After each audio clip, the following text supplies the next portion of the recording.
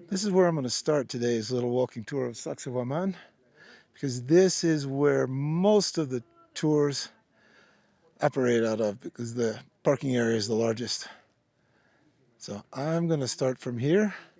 You can see probably half a dozen guides already waiting to pounce on unsuspecting tourists. I call them piranhas because they lurk around like piranhas and waiting for someone coming by that looks like a meal, and they jump all over them.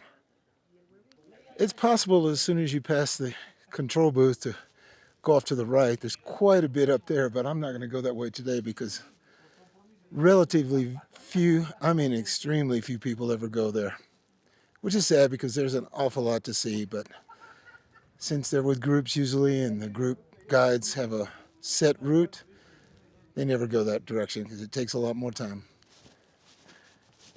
And you make your way toward the main site of Sacsaywaman. You'll pass by several terraces with some large rocks on the bottom and some reconstructed sections above. I get a kick out of, and I'll probably mention this quite a few times today, there's always a group of con men and just plain liars on social media who claim that the bottom is from some, quote, ancient megalithic civilization, and the top, smaller, far less intricate section was done by the Incas, who didn't have the ability to use these big stones. That, of course, is 100% a lie, but most people, for whatever reason, just don't care, especially the ones that think those guys are, well, some of them think they're gods, are pretty close. As you come up over the hill, you see the long line of zigzag walls that are incredibly impressive here, but just wait till you get close. This is nothing compared to what they look like when you're right beside them.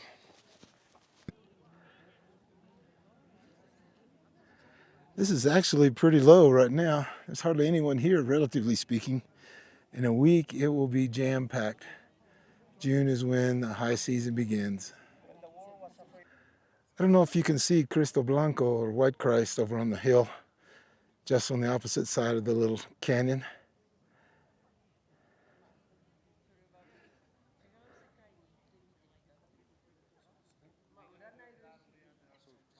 These stones are massive. How'd they get here? Lots and lots of work. Lots of people. The walls generally is a zigzag point almost completely or exactly north and exactly east. It's not exact, even though I said almost exactly, but it's very, very close. One of the biggest lies that I see told on social media is that these stones are actually a form of concrete. Oh my gosh, I just want to throw up when I read stuff like that. Some of it's deliberate lies, but some of it's by people who are stupid enough to believe it. These stones are limestone taken from quarries anywhere from 1 to 2 or 3 kilometers up the side of the mountain opposite this wall. Up there are some of the quarries. I've been up there quite a few times. You can even find some of the stones that are taken from rivers down below that were used to shape these massive stones. Not only the big ones, but smaller ones as well. People who believe that these are concrete have never done the tiniest bit of research and know absolutely nothing about geology, or they would know that it's absolutely impossible for these stones to be concrete. They are pure limestone. It's been proven. They exhibit all the characteristics of limestone. I don't get why people like to show off on social media, but oh well, enough of that for now. Let me show you what's here.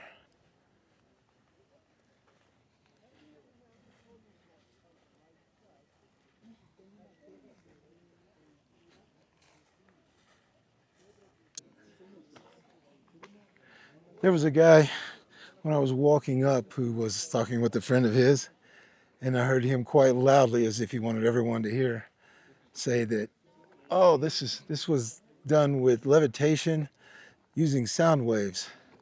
Where he got that from, I have no idea, but I pretty much bet it was somewhere on YouTube or social media.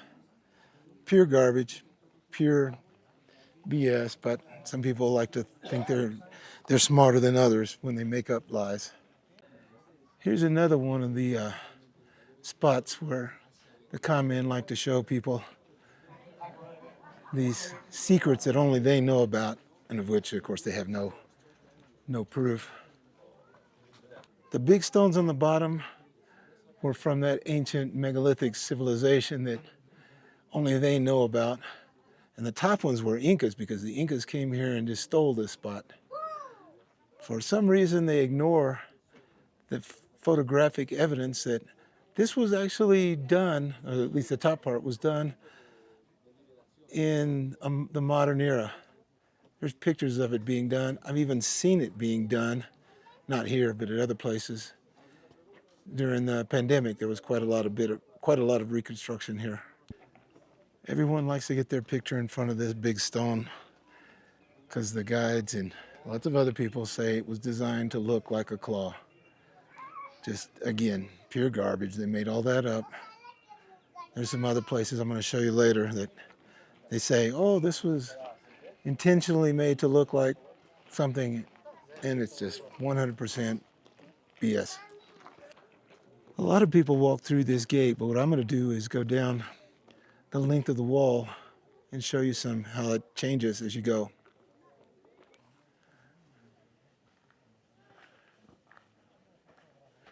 These walls are easily 5-6 meters high, close to 20 feet.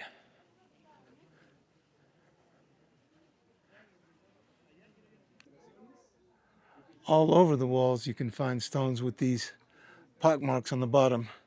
Those were almost certainly used to support the stones with wooden frames while they were doing whatever they needed to do to adjust them and get them to fit so tightly together.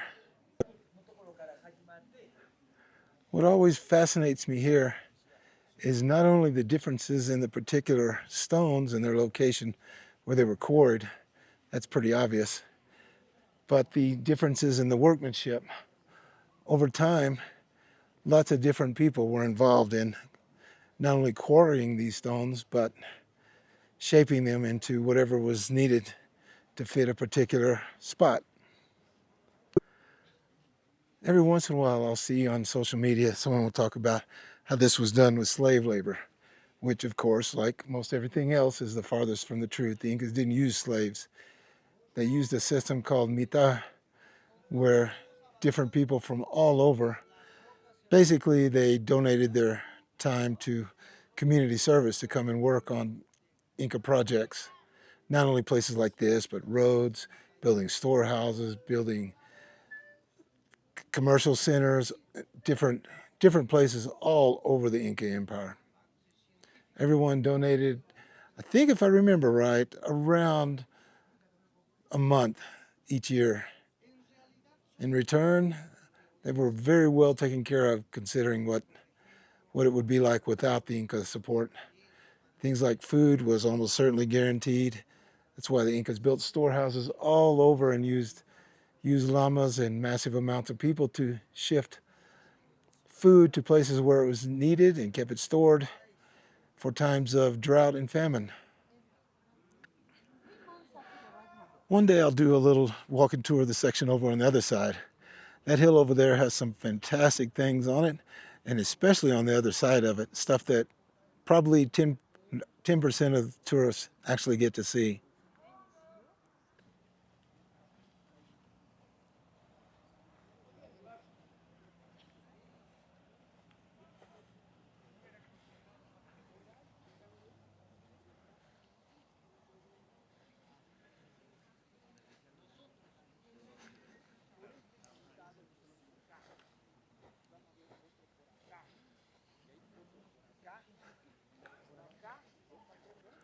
Another myth that people like to share is that these walls were made to be earthquake proof, or at least earthquake resistant. The fact is, there are just massive damage all over this site. Huge damage. It had nothing to do with the Spanish, like sometimes they'll claim. It was done by earthquakes and rains. They were intended to be maintained constantly. Here's some more examples of modern reconstruction.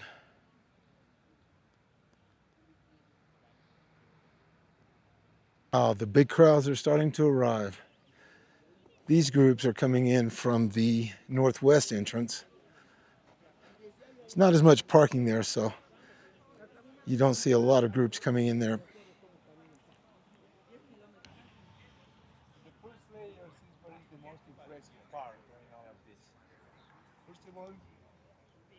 While most people are familiar with the three main levels, it's understandable that almost no one realizes there is a fourth level on the northwest side. It's quite interesting and pretty much exactly the same as the other three levels above it. Lots and lots of reconstruction here. I'm going to make my way uphill now and go to the second level. This is where, well, this is the route that can take you up to Cruzmoco or the Overlook and the Muyucamarca temple section, which was also a huge storage section. The Spanish chroniclers made some rather interesting claims about this. They're, well, they're debatable at the very least, let's put it that way. This is an interesting little path about 2.5, 3 meters wide that actually zigzags between two of the levels. If you come up here, trust me, do what local people do, and that's walk slow.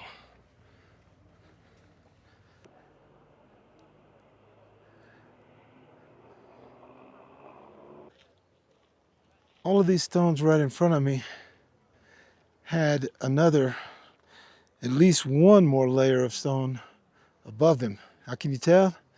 Because they're flat on top. And all the rock faces at Sacsayhuaman butted up against each other using flat faces. So there were no gaps, or almost no gaps, between the stones on any side. The mid-morning crowds are starting to show up. I'm going to make my way above the bottom level and then turn and go back up toward the ceremonial section up above on the top part.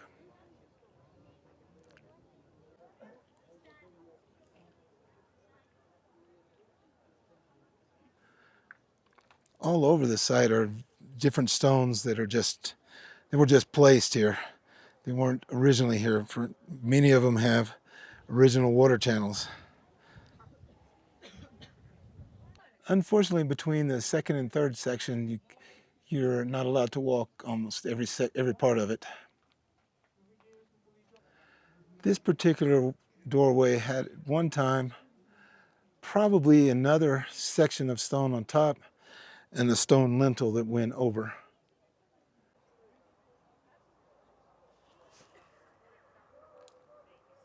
Much of the second level of stone suffered significant damage during the heavy flooding during 2010, and a lot of much more modern looking reconstruction had to be done. All of these sections along the top that look new are new. One thing that's fascinating is that each of the sections that face to the north has two drainage holes. Here's a good example of one of the drainage holes. They didn't carve through the rock, they just carved water channels on two ends that lined up. They go all the way through the stone. The little drain that comes out the bottom part obviously is not Inca, it's modern. It was done probably, I'm sure it's there to reduce erosion. There are some that are even plastic.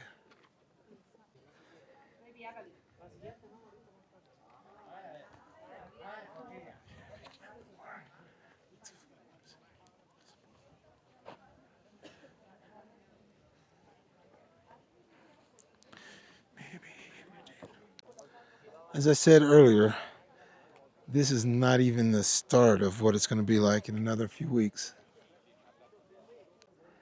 Interestingly, the stones on the second level also appeared to be quarried and shaped somewhat differently from the ones below. Part of that may just be because of the need for the larger stones and the lack of desire to shape them as they've done more here. People ask all the time, why didn't the Incas shape the outside of the walls? Well, that's because it wasn't important to the Inca. The point was to show their control, mastery, and the cooperation of the stones. The point of building places like this was to impress. Incas considered these stones to be, in a way, alive. It's kind of hard to explain because it's not how people would call them alive now, but they were imbued with a certain amount of animate spirit.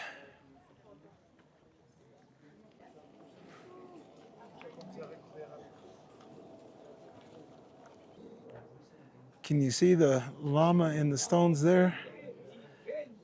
Yeah, if you've been drinking or taking drugs, maybe, but neither can anyone else. And it's just one of those things that guides make up to make for a really interesting.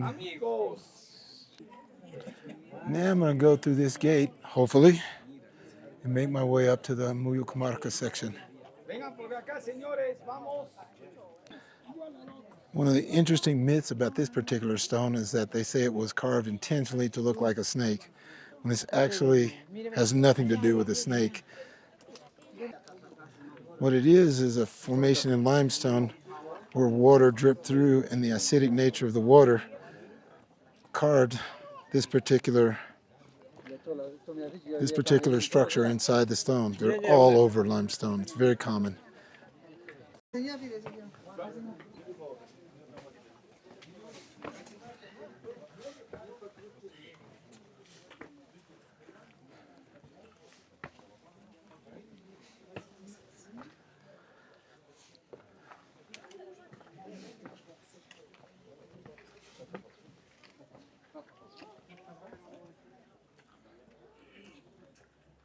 Now I'm up above the third level.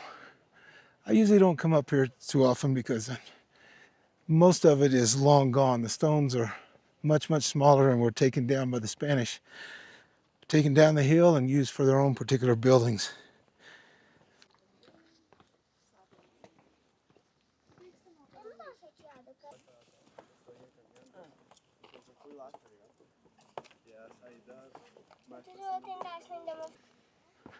Most of the people that come here are extremely nice, extremely friendly.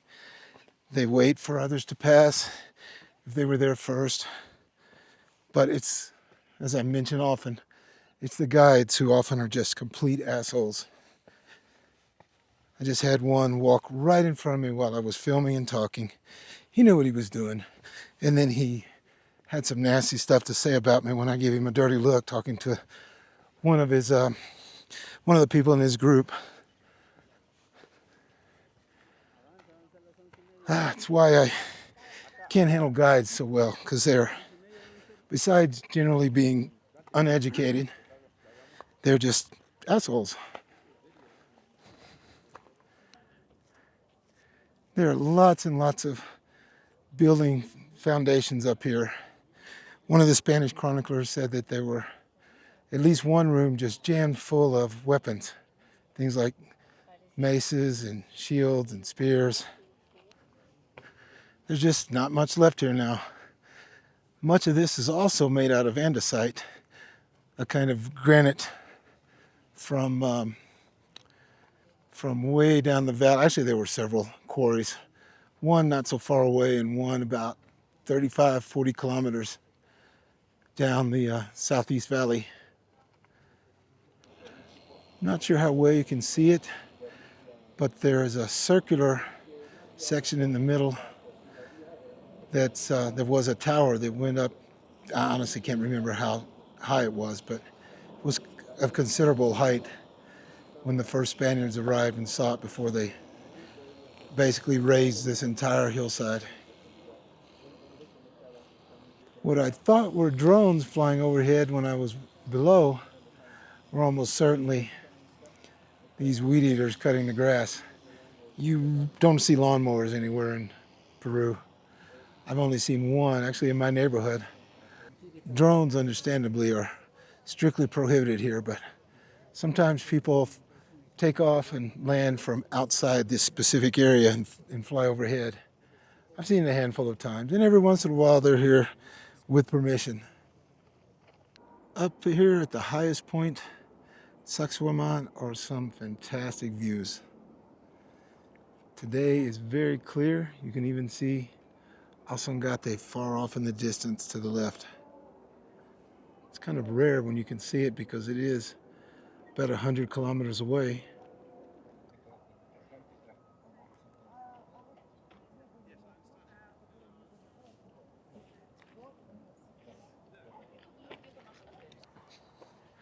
Well, I tried to get a time lapse over Cusco, but tourists literally just kept, and trust me, my camera was right up next to the edge.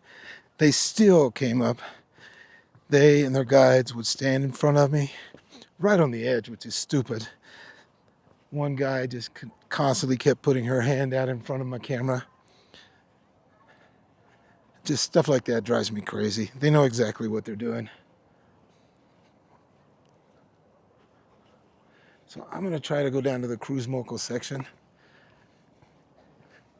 Right here would be a good spot, except I can't get a good view of Alsongate, the 6,400 meter mountain, about 100 kilometers. I wouldn't say down the valley because it is down several valleys between here and there. But it is just magnificent today. The sky is so clear.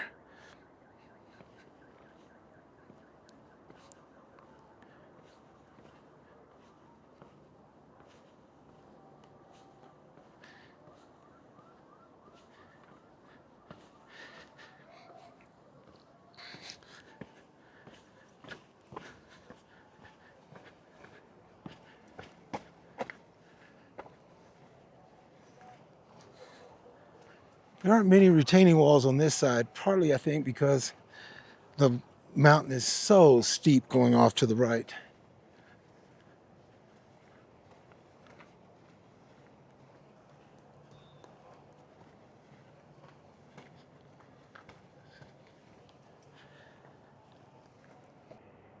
Most, if not all of those neighborhoods to the west weren't there just 20, 25 years ago, according to everyone I've talked to locally.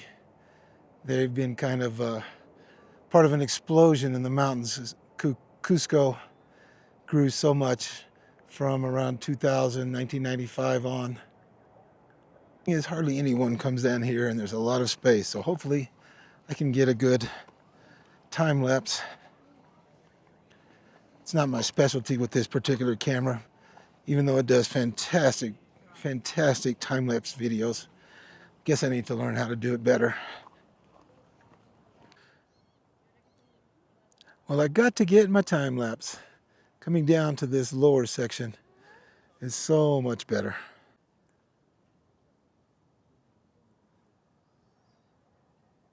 This last little route connects the viewpoint with the main site.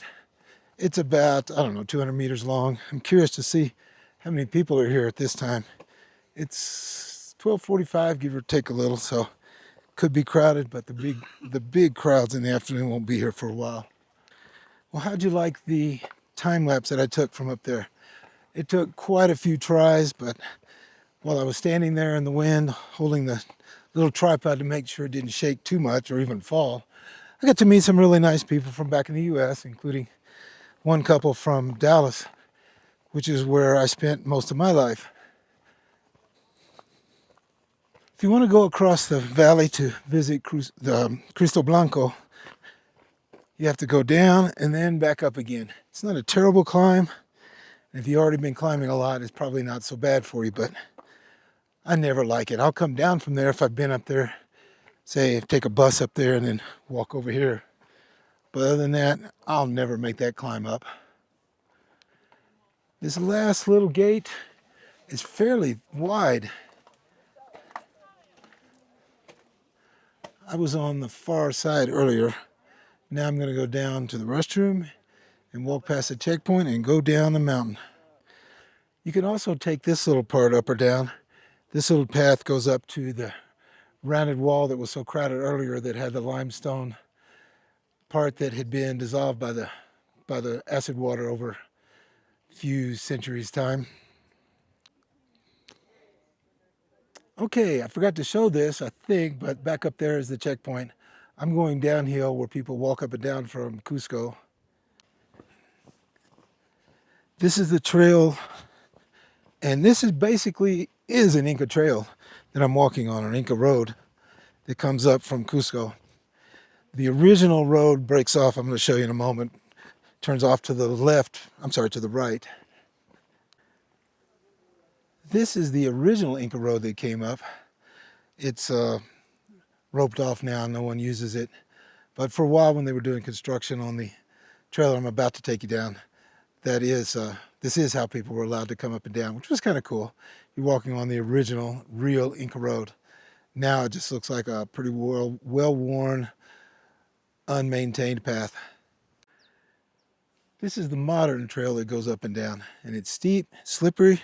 If you take this trail and walk up from central Cusco, be careful of the blue stones. The blue granite are as slippery as can be. This particular trail, or road, follows the river all the way down. I get a kick out of some people who think that those stones on the top are Inca stones and the ones on the bottom are another part of the ancient megalithic civilization. The truth is those stones on top were put there about 3 years ago during the pandemic when they were doing all kinds of renovation work.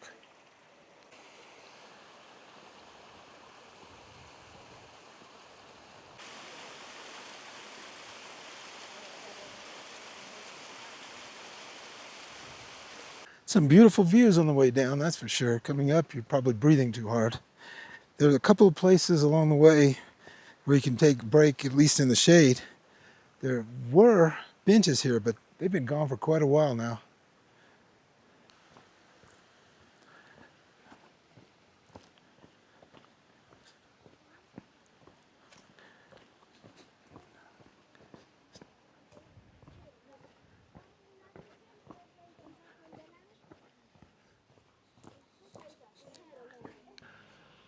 Well, finally made it down to the entrance where everyone walks up from Cusco. I'm not sure I would recommend this, but if you're fit and you want to exercise, it's not as bad as it sounds.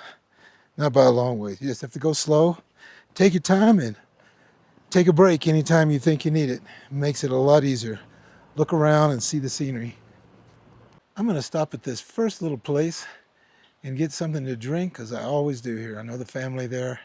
I've known them for years, and I always get something when I come through here. So if you enjoyed this little visit through Sacsayhuaman, please consider subscribing and giving this video a like. I'll be doing lots more of these. They're fun to do, especially the longer ones. Just walking through and talking about all the places that I love here. So thanks again, and I'll see you in the next one.